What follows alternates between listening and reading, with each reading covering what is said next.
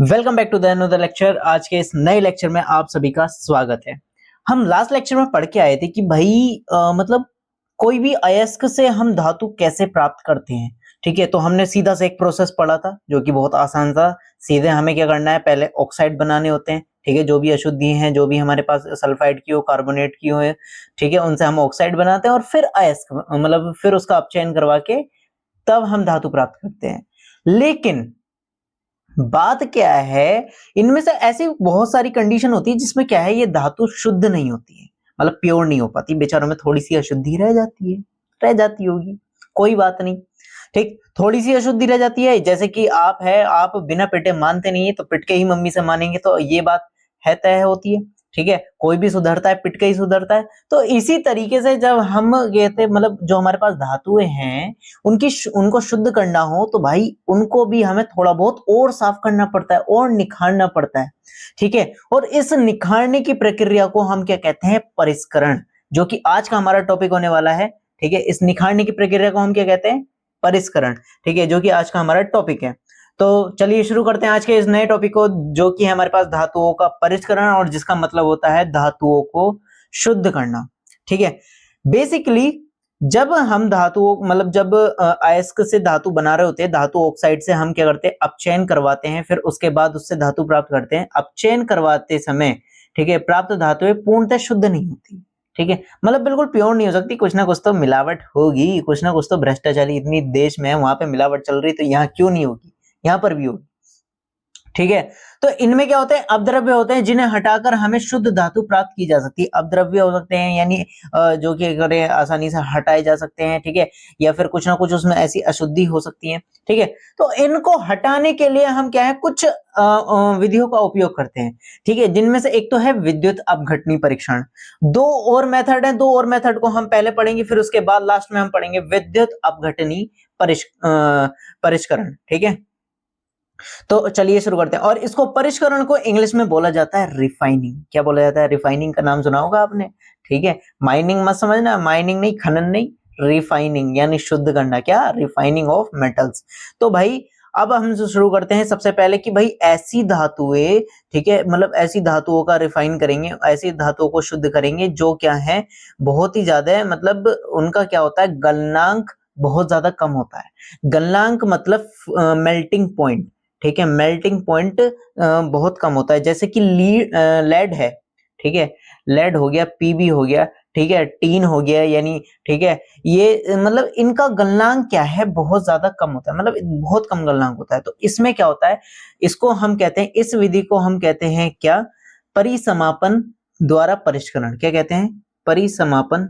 परिसमापन ये वाली वो वाली परी नहीं है बेटा जो सगुनों में आती है ना, परिसमापन द्वारा परिष्करण। परिसमापन का मतलब है लिक्विडेशन।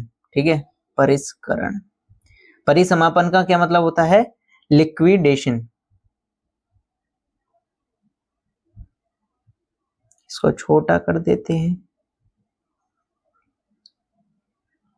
वाह, आधा गया, आधा यहां से ले जाएंगे। अरे आधा कहां से ले जाएंगे, आधा यहां से ले जाएंगे, कोई दिक्कत नहीं। ठीक है, क्योंकि हम तो भाई भाई लोग हैं, सब काम कर लेते हैं।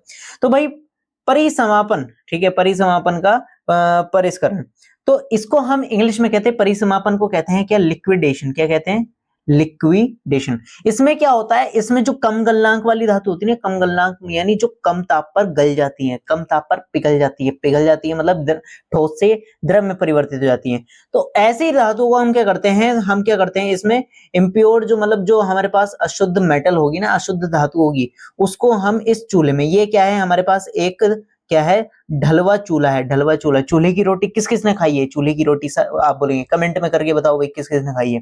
ठीक, तो भाई चूल्हे, ये है क्या होता है, ढलवा चूल्हा होता है, जिसमें क्या है, इस तरीके का टेढ़ा एक स्लोप होता है, मतलब स्लोप हमेशा टेढ़ा होगा, ढाल होता है।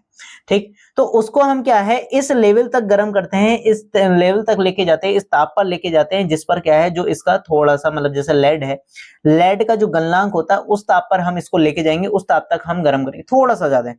बात क्या है, जो इसमें अशुद्धता होती है, जो इसमें इम्प्योरिटीज हैं, वो क्या है, उनका गलनांक तो ज्यादा है।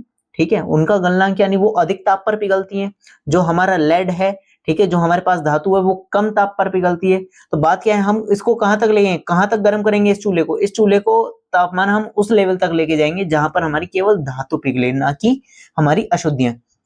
तो हमने इस सिरे से हमने इम्प्योरिटी मतलब इम्प्योर मेटल डाल दी, अशुद्ध धातु डाल दी। आप कहेंगे सर कोई दिक्कत नहीं, ठीक है आगे करते हैं।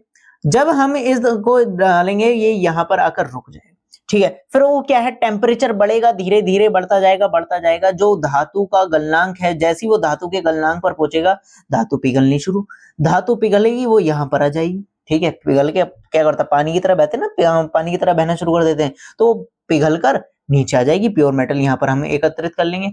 अब हमने बात करी थी कि भाई गलनांक में जो मतलब जो अधातु है, वो सॉरी अधातु कह रहा हूं, इसके अंदर जो अशुद्धियां हैं, अशुद्धि के पास मतलब अशुद्धि जो है उनका गलनांक तो बहुत ज्यादा है, धातु से तो बहुत ज्यादा है, तो वो भाई वो पिघलती नहीं है, वो तो वहीं जमी रह जाती है। तो इम्प्योर क्या हो जाता है, इम्प्योर मैटर यानी अशुद्धियां क्या है, यहाँ पर रह जाती हैं। हमारे पास जो प्योर मेटल है वो यहाँ पर आ जाती है। और जो मतलब इसको हम क्या बोलते हैं, इसको बोलते हैं स्लोपिंग अर्थ यानी ढलवा चूल्हा। क्या बोलते हैं इसको हम, ढलवा चूल्हा, ठीक है। क्या बोलते हैं, ढलवा चूल्हा। तो आज हम खाएंगे चूल्हे की रोटी, जो कि हम खा चुके हैं, ठीक है। हमारी रोटी ये वाली थी, ठीक है, कोई दिक्कत। सबसे पहला क्या था, परिष्करण का मतलब क्या होता है, परिष्करण का मतलब होता है कि भाई हम किसी भी धातु को कैसे शुद्ध करेंगे, ठीक है, मतलब धातुओं का शोधन कैसे करना है, ठीक है। परिष्करण से मतलब वो था, ठीक। फिर उसके बाद हमने क्या है, हमने मेथड देखे कि भाई कई सारे मतलब 2-3 मेथड होते हैं, जिनमें से हमने एक देखा परिसमापन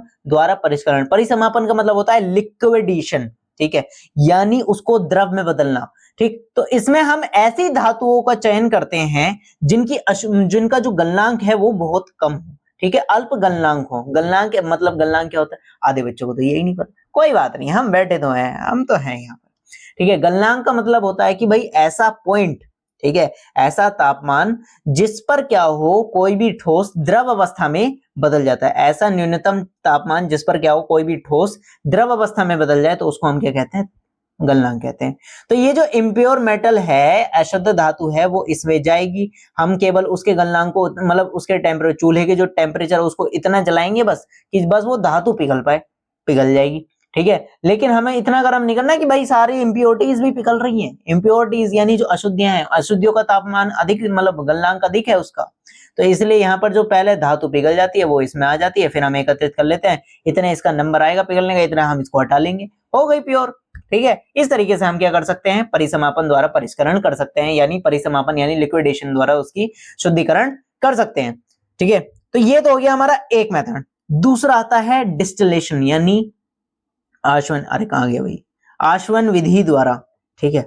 आओ भाई आज तुम्हें आश्वासन देते हैं, ठीक है। आश्वासन, आश्वासन नहीं होता, आश्वन विधि होता है। आश्वासन यानी हम तुम्हें कुछ ना कुछ सहारा दे, ठीक है।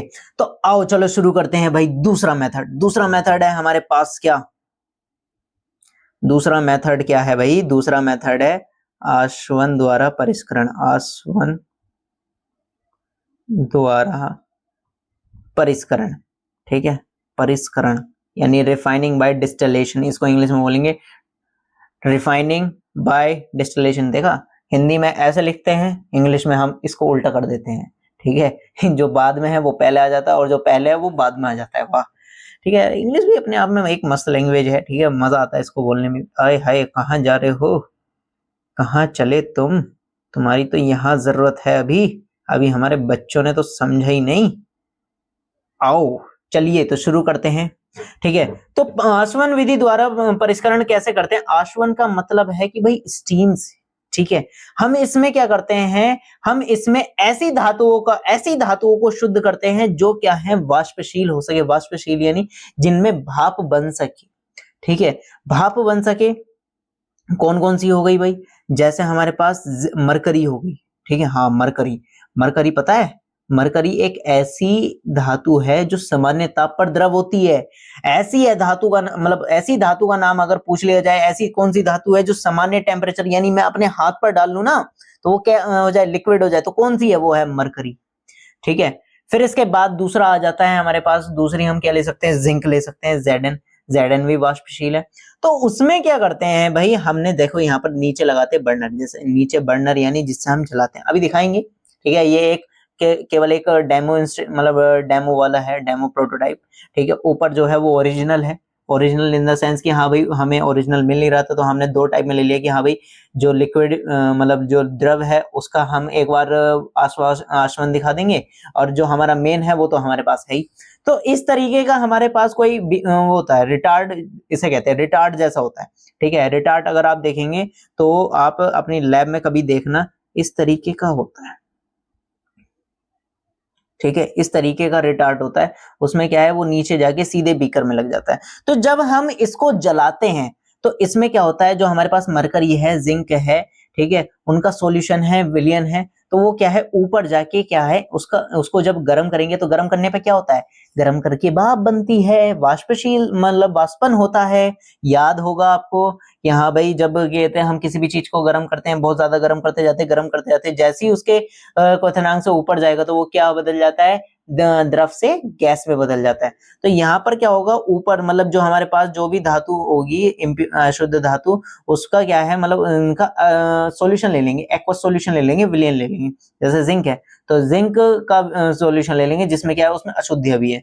तो भाई जब हम इसको गरम कर रहे हैं, गरम करने पर क्या होता है, इसमें बनती है भाप, ठीक है। आप कहोगे कैसे भैया, अगर आपने कभी घर में चावल बनाए हो, सब्जी बनाई हो, तो क्या होता है, आप पूछो क्या होता है, क्या होता है भाई। हमने देखा होगा जब हम किसी भी सब्जी को या कभी मैगी बनाते हैं या फिर कभी उसको ढकते हैं, तो उसके ऊपर प्लेट के ऊपर ना बूंद आ जाती है, कहां से आती है, वही तो है वाष्पीकरण, ठीक है। तो वो क्या है, भाप बन के ऊपर एकत्रित हो रही है, ठीक है। तो भाप क्या है, जब हम इसको गर्म करते हैं तो ये क्या होता है, भाप के रूप में ऊपर चला जाता है, ऊपर जाकर यहाँ पर आ जाता है। अभी तो इसका टेम्परेचर गर्म है, भाप आ रही है किसकी, केवल जिंक की। जो इसमें अशुद्ध है वो किसमें जो इम्प्योरिटीज हैं, अशुद्धताएं हैं, वो सारी इसी विलयन में रह जाती हैं, ठीक है। और जो शुद्धता है वो मतलब जो शुद्ध धातु है वो यहाँ पर आ जाती है वाष्पशीलता के रूप में।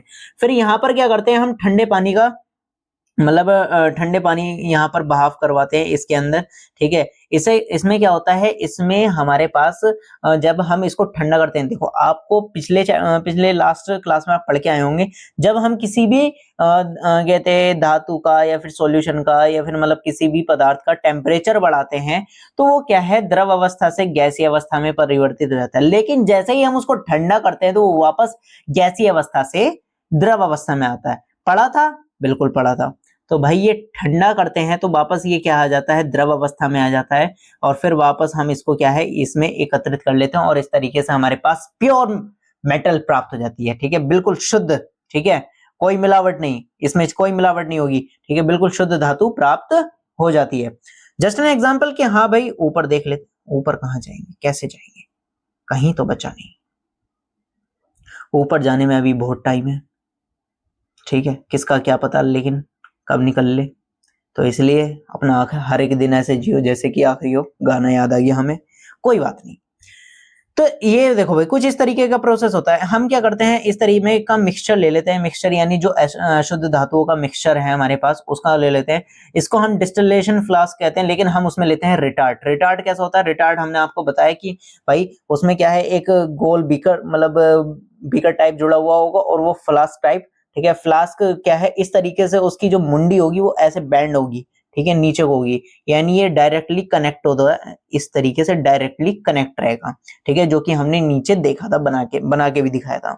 तो भाई जब हम इसको गर्म कर रहे हैं, बर्नर के थ्रू गर्म करते हैं, तो ये क्या है, इसकी भाप बनती है, भाप उड़कर कहाँ जाती है, यहाँ से इसमें अंदर जाती है। वाटर इनलेट, वाटर आउटलेट, इसमें ठंडा पानी हम भाप करते हैं, जैसे ही पानी इसमें जाता है टेम्परेचर ठंडा होता है, टेम्परेचर ठंडा होता है तो वो वापस गैस से किस में बदल जाता है, पानी में, यानी द्रव में बदल जाता है, पानी में नहीं सॉरी, द्रव में बदल जाता है, और वापस हम उसका प्योर लिक्विड कंपोनेंट ले लेते हैं, यानी हमें प्योर मेटल मिल जाती है, ठीक है।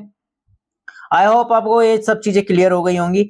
लास्ट मेथड पे आते हैं हम, ठीक है, लास्ट मेथड कहाँ गया भाई, आ जाओ शेर। लास्ट मेथड किसे कहते हैं, लास्ट मेथड है हमारे पास विद्युत अपघटनी परिष्करण। अब बोला भी नहीं जा रहा, ठीक है, हमें तो रिफाइनिंग पता है, आप परिष्करण पर अटके रहो, हम रिफाइनिंग में जाएंगे, ठीक। रिफाइनिंग करेंगे हम परिष्करण नहीं करते हैं, हम क्या करते हैं, रिफाइनिंग करते हैं। अब देखो भाई, जितनी भी, ये तो भाई देखो जो हमने सबसे पहले पढ़ी थी परिसमापन द्वारा परिष्करण, उसमें क्या है, ऐसी ही धातुओं का परिष्करण हो सकता है जिसमें क्या हो, जिनका गलनांक बहुत कम होता है। ठीक है। दूसरे नंबर पे हमने पढ़ा आसवन विधि द्वारा परिष्करण। आसवन विधि में भी हम ऐसी धातुओं का ही परिष्करण कर सकते हैं, यानी शुद्ध कर सकते हैं, जिसमें क्या हो, मतलब उसमें वाष्पशीलता का गुण हो। ठीक है, क्या हो, वाष्पशीलता का गुण हो, उसका ही परिष्करण कर सकते हैं। लेकिन विद्युत अपघटनी परिष्करण में हम अधिकांशतः जितनी भी धातुएं होती हैं उनका परिष्करण किसमें होता है, विद्युत अपघटनी परिष्करण होता है। कौन सा होता है? खाना अच्छा खाया था भाई, मटर पनीर, मटर पनीर नहीं, सॉरी, खाली पनीर, मटर। ठीक है, ठंड में क्या बना था, मटर। ठीक है, सुबह क्या बना था, मटर। शाम क्या बना था, मटर। अभी आने वाले हैं वो दिन भी, ठीक है, जल्दी आएंगे। ठीक है, तो थोड़ा मटर से अभी से बच के रहे। ठीक है, विद्युत अपघटनी परिष्करण में क्या होता है, जो हमारी अधिकांशतः धातुएं हैं उनका हम शोधन करते हैं, उनको शुद्ध करते हैं। ठीक है, कैसे करते हैं, आइए चलिए देखते हैं। तो भाई इसमें क्या होता है, जो अशुद्ध धातु होती है, जो इंप्योरिटीज वाली मेटल है जिसको हमें शुद्ध करना है, उसका हम बनाते हैं एनोड। एनोड क्या होता है, जिस पर क्या हो, पॉजिटिव चार्ज हो। ऐसी इलेक्ट्रोड जिस पर क्या हो, पॉजिटिव चार्ज हो, उसे हम क्या कहते हैं, एनोड कहते हैं। ठीक है, और दूसरी जो धातु लेंगे, मतलब दूसरी जो इलेक्ट्रोड लेंगे, वो होगी हमारे पास, जो मतलब कैथोड होगी, वो होगी शुद्ध धातु की।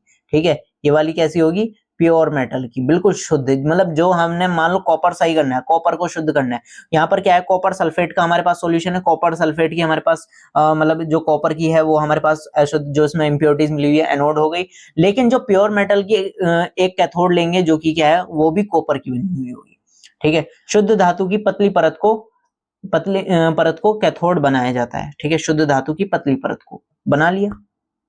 ठीक है, धातु के लवण विलयन का उपयोग हम कैसे करते हैं, धातु का लवण विलयन, यानी जैसे हमने इसका क्या ले लिया, कॉपर सल्फेट, Cu है, कॉपर सल्फेट ले लिया। ठीक है, कोई दिक्कत नहीं है। कॉपर सल्फेट का लवणीय विलयन, लवणीय विलयन यानी सॉल्ट सॉल्यूशन। ठीक है, हाँ, लवण। ठीक, उसका एक्वस सॉल्यूशन ले लिया। फिर बात क्या है, इसका प्रयोग हम ऐसे करते हैं विद्युत अपघटे के रूप में। विद्युत अपघटे क्या होता है, मतलब जिसका हम, जैसे हमें जिसका अपघटन कराना होता है ना, जैसा अगर हमने इसमें इलेक्ट्रिसिटी फ्लो करवाई तो ये दो भागों में टूट जाएगा, कॉपर और सल्फेट दो भागों में टूटा। तो ऐसी चीजों को हम बोलते हैं विद्युत अपघटे, यानी जिसका हम अगर जिसको हम क्या करते हैं, विद्युत के प्रवाहित करने पर उसका एक्वस सॉल्यूशन में विद्युत धारा प्रवाहित करते हैं, तो वो दो भागों में टूट जाते हैं, प्लस और माइनस में। तो वो क्या है, वो कहलाता है विद्युत अपघटे। ठीक है, तो विद्युत अपघटे में जब धारा प्रवाहित की जाती है तो एनोड पर स्थित अशुद्ध धातु, एनोड पर जो अशुद्ध धातु होगी वो तो अलग हो जाएगी। ठीक है, अशुद्ध धातु भाई विद्युत अपघटे में घुल जाती है। जो हमारे पास ये विद्युत अपघटे, जो हमारे पास सॉल्यूशन है, उसमें घुल जाती है। लेकिन उतनी ही मात्रा में, ठीक है, उतनी ही मात्रा में जो शुद्ध धातु है वो किस पर चली जाती है, कैथोड पर चली जाती है, क्योंकि हमें पता है पॉजिटिव वाला क्या है, वो निगेटिव की तरफ अट्रैक्ट होगा। ठीक है, सीधी सी बात है, जो अशुद्धियां होंगी, अशुद्ध मेटल होगी, अशुद्ध धातु होगी, वो किस में मिल जाएगी, वो मिल जाएगी हमारे विद्युत अपघटे में, यानी इसमें, कॉपर सल्फेट में। ठीक है, लेकिन उतनी ही मात्रा में जो शुद्ध धातु है विद्युत अपघटे से कैथोड पर निक्षेपित है, मतलब जो विद्युत अपघटे में क्या है, जो शुद्ध धातु होगी वो किस में चली जाएगी, हमारे पास कैथोड पर, निगेटिव चार्ज वाले पर। दोबारा रिपीट कर देता हूं एक बार, बार बार बार बार बार बार, दोबारा हम एक बार रिपीट कर लेते हैं। ठीक है, जिससे आपको थोड़ा सा क्लियर हो जाए। और ठीक है, सबसे पहले हमें क्या करना है, एक बीकर लेना है। बीकर के अंदर हमने दो इलेक्ट्रोड लेनी है, एक एनोड एक कैथोड। एनोड जो होगी जो अशुद्ध धातु की, जिसको हमें शुद्ध करना है। कैथोड जो होगी वो हमारे पास उसकी पतली परत होगी, जिसकी शुद्ध धातु, मतलब शुद्ध धातु की पतली परत वाली हमें कैथोड बनानी है। कैथोड पर निगेटिव चार्ज होता है, एनोड पर पॉजिटिव चार्ज होता है। ये हम बचपन से पढ़ते हुए आ रहे हैं, बचपन से यानी 6th क्लास से। ठीक है, हमारा बचपन वहीं से शुरू हुआ है। ठीक, फिर इसके बाद जो है, इसका जो है विद्युत अपघटे। विद्युत अपघटे क्या होता है, जो मतलब जिसमें हमने मतलब इलेक्ट्रोड को डाला हुआ है और जिसमें अगर विद्युत धारा प्रवाहित करवा दें। ठीक है, ऐसा सॉल्यूशन जिसमें हम अगर विद्युत धारा प्रवाहित करवा दें, तो वो क्या है, पॉजिटिव और निगेटिव पार्ट में, यानी ध्रुवीय भागों में टूट जाता है। ठीक है, जैसे यहाँ पर क्या है, इसका विद्युत अपघटे हम CuSO4 कॉपर सल्फेट का विलयन ले लेते हैं। ठीक है, कॉपर सल्फेट का ले लिया हमने, तो बात क्या है, जब हम इसमें विद्युत धारा प्रवाहित करवाएंगे, जैसे ही हमने इस कुंजी को क्या करा, यहां से टच करा दिया, तो ये क्या है, एनोड से जो अशुद्ध धातु होगी ना, ठीक है, अशुद्ध धातु, वो इसमें विद्युत अपघटे में मिल जाएगी। इतनी बात क्लियर। जो अशुद्ध धातु वो किस में मिल जाएगी, वैद्युत अपघटे में मिल जाएगी, मिल जाए, ठीक है।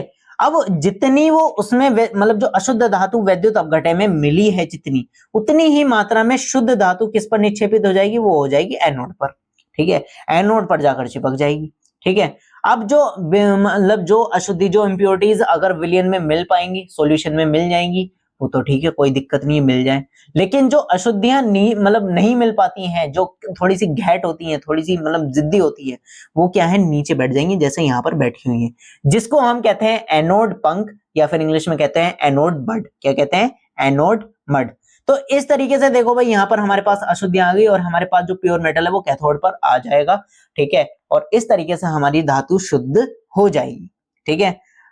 तो इस तरीके से हम किसी भी धातुओं का परिष्करण कर सकते हैं। ये हमने 3 मेथड देख लिए हैं, ठीक है। इसके बाद हमारा एक टॉपिक बचता है संक्षारण, जो कि हम देखेंगे नेक्स्ट लेक्चर में। आई होप आपको ये सब पूरा लेक्चर समझ में आया होगा। अगर समझ में आया तो लाइक करें, ठीक है, कमेंट भी कर दो और शेयर भी कर दो, ठीक है, सब्सक्राइब भी कर ही दो, ठीक है, जब यहां तक आ गए हो सब्सक्राइब भी कर ही दो, ठीक। तो मिलते हैं जल्दी नेक्स्ट लेक्चर में, ठीक है। मजा आ गया होगा, मजा आया नए इस लेक्चर में। Bye bye, see you, tata, फिर मिलेंगे।